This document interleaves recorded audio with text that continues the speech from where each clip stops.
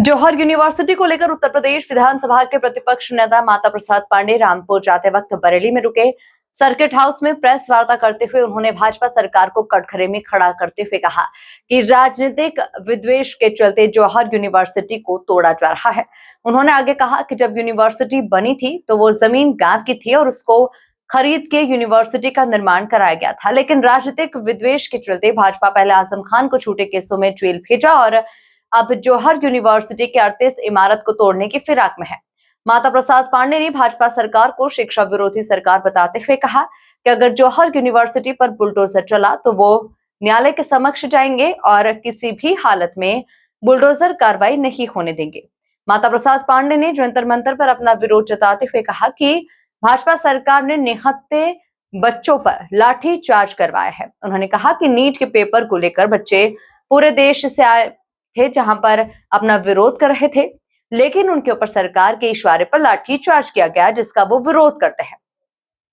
साथ ही उन्होंने भाजपा सरकार को कटघरे में खड़ा करते हुए कहा कि भाजपा सरकार बेरोजगारी, शिक्षा, खाद और पेट्रोल के मामले में हटाने के लिए जनता को भटकाव की स्थिति दिला रही है और धार्मिक उन्माद और वंदे मातरम जैसे इशू लाकर देश की जनता को भ्रमित कर रहे हैं।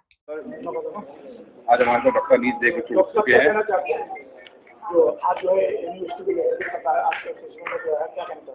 देखिए, आज समाजवादी पार्टी के राष्ट्रीय अध्यक्ष अखिलेश यादव जी ने एक डेलीगेशन भेजा है रामपुर में, जो पूर्व विधायक हैं और हमारे जो महानगर अध्यक्ष जी हैं, उनका एक डेलीगेशन जा रहा है।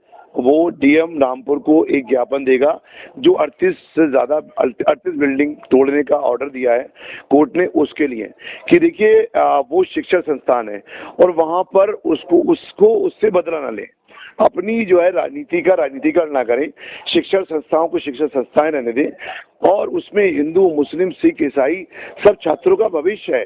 वो लोग शिक्षा ग्रहण कर रहे हैं, वहाँ डॉक्टर बन रहे हैं, वहाँ इंजीनियर बन रहे हैं, तो ऐसी शिक्षण संस्थाओं को अब तोड़ने का ऑर्डर करते हैं। बताइए कितनी शर्मनाक बात है। तो उसीलिए ज्ञापन आज देने गया है पूरा डेलीगेशन समाजवादी पार्टी का, और हम छात्रों के और शिक्षा के साथ हैं।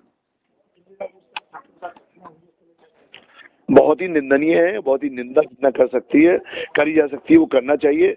और जो लाठीचार्ज कर रहे हैं, और वहां पे लाठीचार्ज ये नहीं पुलिस भी कर रही है, वहां कुछ आरएसएस के गुंडे और कुछ सादा वर्दी में भी गुंडे जो है वहां पर बिला टैग के वो जो है वहां पर मौजूद है उस स्टेशन में, और जो कि छात्रों पे लाठी मार रहे हैं, उनको इंजर्ड कर रहे हैं। और मैंने सुना है, मुझे प्रूव नहीं है शायद, कि एक लड़की की डेथ भी हो चुकी है, लेकिन मैं इसमें पूरा मुझे पता लगेगा तभी बताऊंगा। आज न्यूज सोशल मीडिया के जरिए से आई है।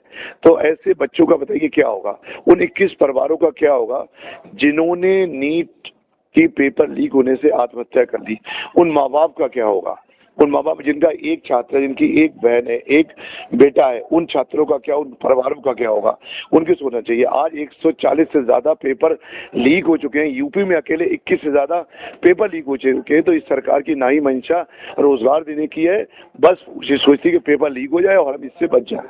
तो ये बच नहीं सकते। इस बार 27 में भी और 29 में भी बदलाव होगा।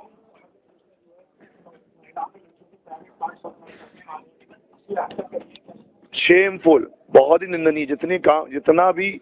और उसमें मुझे लग रहा है कि पुलिस वाले नहीं है, वो पुलिस वाले का वर्दीधारी हैं जो कि भारतीय जनता पार्टी के गुंडे हैं। पुलिस वाले ऐसा नहीं कर सकते, कभी भी पुलिस वाले कभी नहीं कर सकते। मुझे लग रहा है जो भारतीय जनता पार्टी गुंडे उन्होंने ही किया है।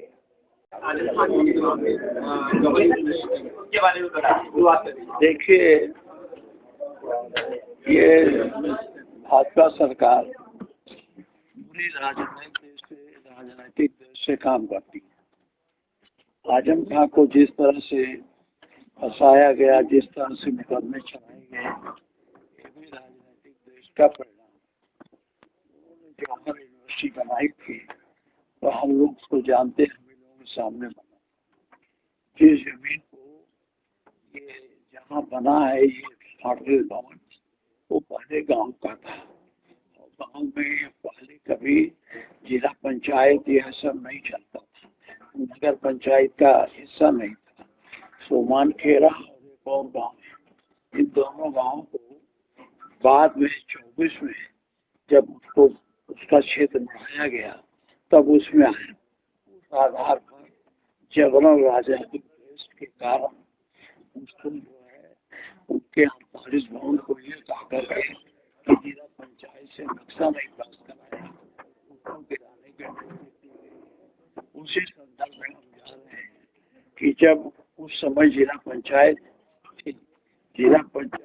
नगर पंचायत थी नहीं, तो नगर पंचायत नहीं थी, दोनों गांव थे, गांव में बनाने का कोई आवश्यकता थी नहीं, इसलिए वो नहीं बना।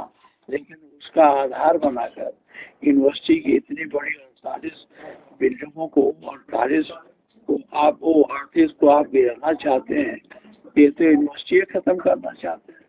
यूनिवर्सिटी बनी थी शैक्षिक व्यवस्था के लिए, यूनिवर्सिटी बनी थी कि उस क्षेत्र के गरीब लड़के भी वहाँ पढ़ लें, लेकिन यह सरकार शिक्षा विरोधी है और राजनीतिक द्वेष से इस यूनिवर्सिटी को समाप्त करने की कोशिश कर रही है। हम उसी संदर्भ में वहाँ के जिलाधिकारी से बात करने चाहते हैं कि ये दोनों देखो नक्शा पास कराना जरूरी था, फिर कैसे आपने उसे हटाने का आदेश दे दिया। प्रशासन आपकी बात नहीं मानता है, अगर फिर भी प्रशासन आपकी बात नहीं मानता, पांडे जी अगर प्रशासन आपकी बात नहीं मानते तो आगे क्या करेंगे? फिर भी बुलडोजर चलता है तो क्या करेंगे? इसके लिए हम लोग वैधानिक तरीका है, हम लोग गवर्नर से भी मिलेंगे और उसके लिए वैधानिक तरीका न्यायालय के रास्ते खुले। क्या सरकार आपकी सुनेगी? क्या लग रहा है आपको सरकार सुनेगी? आपको पांडे जी क्या लग रहा है आपको सरकार आपकी सुनेगी? पांडे जी एक पहले ये वाला चक्कर हो गया, पांडे जी सरकार आपकी सुनेगी, लग रहा है आपको? अब हम लोग बात करेंगे कि समय विचार करके उसके विचार को क्या राजनीतिक द्वेष से हो रहा है तो हमारी कितनी बात सुनेंगे ये तो समय बताएंगे। जंतर मंतर पे जो कुछ हो रहा है क्या कहेंगे? जिस तरीके से बच्चों पर नियंत्रण, ये सरकार की आतंकवादी विचारधारा है और ये गलत है। जुआ रोजगार, अब जुआ रोजगार के लिए अपनी जिंदगी को सम्मानजनक ढंग से जीने के लिए, भविष्य को बनाने के लिए इस तरह के सरकार से मांग करते हैं, आंदोलन करते हैं। के लिए हम उसका समर्थन करते हैं और सरकार की निंदा करते हैं जिन्होंने पर लाठियां चलाई, उनको गिरफ्तार किया, चोट हुए हैं।